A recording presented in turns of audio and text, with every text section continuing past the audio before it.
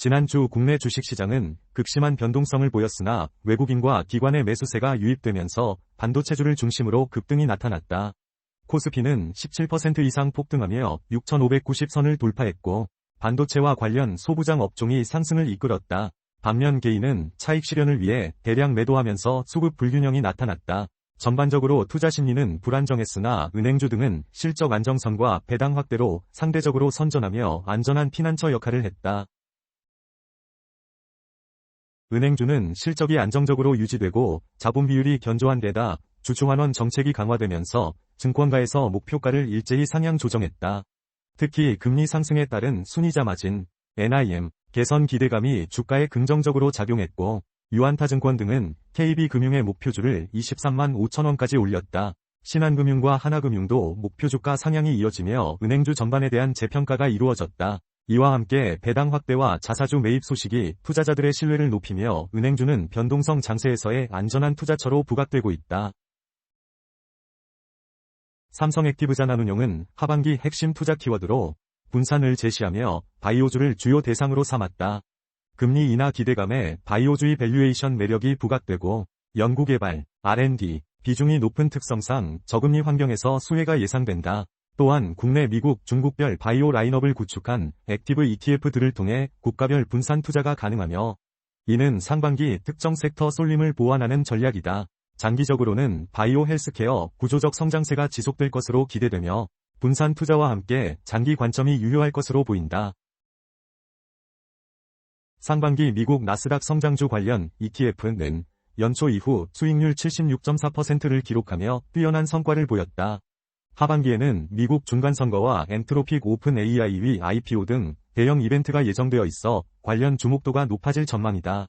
삼성액티브자산운용은 장기 투자자에게 핵심 자산으로 미국 나스닥 성장주 ETF를 추천하고 위성 자산으로 바이오 헬스케어 섹터를 결합한 바벨 전략을 제시했다. 이는 변동성이 큰 장세에서도 핵심 성장성을 유지하면서 리스크를 관리할 수 있는 포트폴리오 구성 방식으로 평가받고 있다. 반도체 시장은 HBM과 차세대 첨단 패키징 관련 주가, 외국인 및 기관의 집중 매수로 강세를 보이며 시장을 주도했다. 반면 레거시 DRAM 난드 중심의 범용 소부장주도 외국인 매수보다는 기관의 유입으로 가파른 반등을 보이며 갭 메우기 역할을 했다. 다만 단기 급등에 따른 차익 실현 가능성이 남아있어 변동성에 주의가 필요하며 향후 지속성은 AI 수요 확대에 따른 실적 개선과 메모리 가격 상승 여부에 달려있다. 전반적으로 반도체는 구조적 성장세를 유지하고 있으나 단기 변동성 관리가 중요한 시점이다.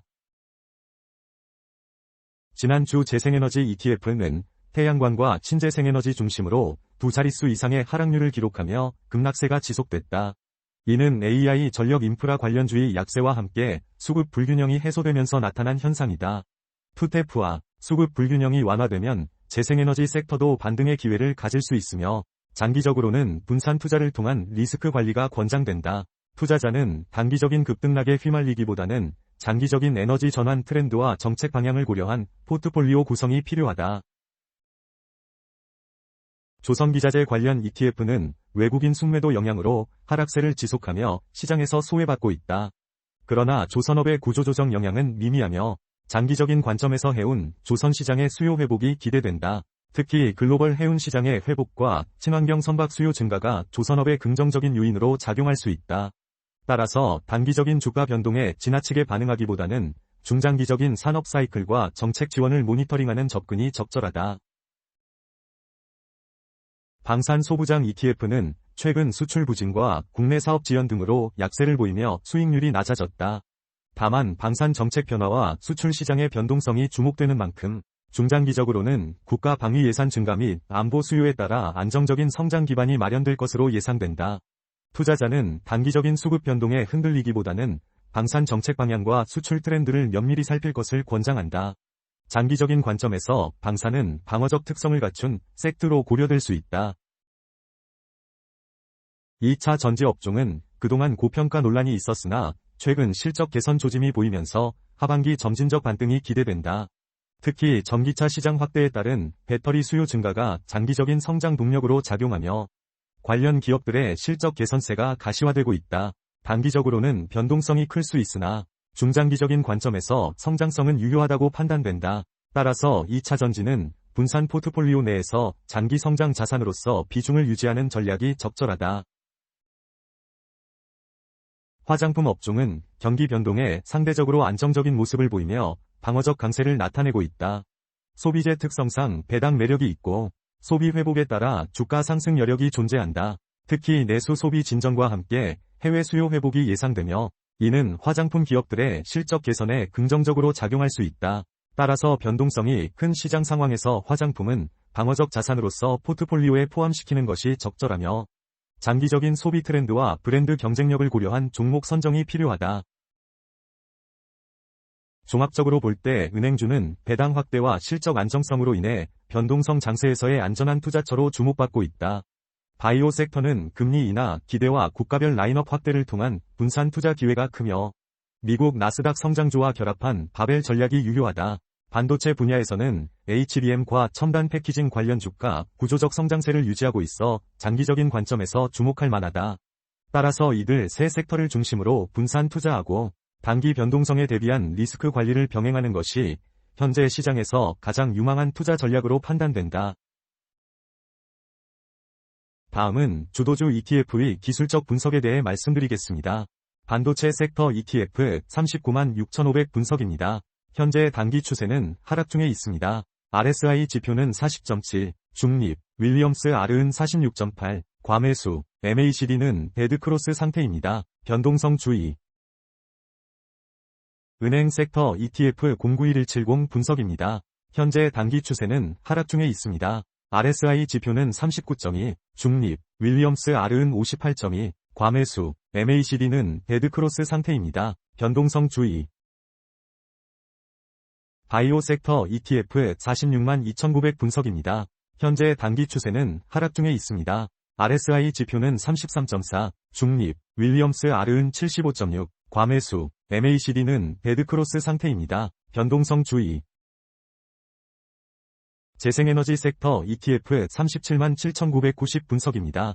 현재 단기 추세는 하락 중에 있습니다. RSI 지표는 40.3, 중립, 윌리엄스 R은 60.6, 과매수, MACD는 데드크로스 상태입니다. 변동성 주의.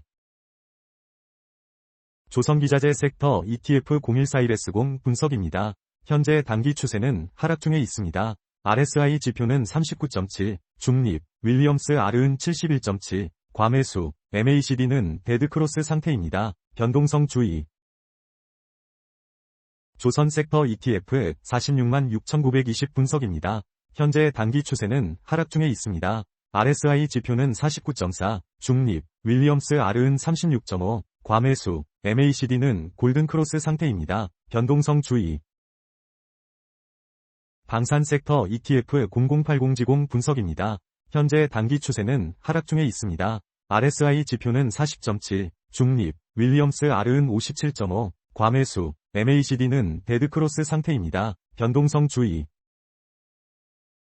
2차 전지 섹터 ETF 46만 2,330 분석입니다. 현재 단기 추세는 하락 중에 있습니다. RSI 지표는 42.3, 중립, 윌리엄스 R은 55.9, 과매수, MACD는 골든크로스 상태입니다. 변동성 주의. 화장품 섹터 ETF 22만 8,790 분석입니다. 현재 단기 추세는 하락 중에 있습니다. RSI 지표는 49.6, 중립, 윌리엄스 R은 53.8, 과매수, MACD는 데드크로스 상태입니다. 변동성 주의 핀 중요 시그널로 MACD가 데드크로스를 형성하며 하락 전환 신호.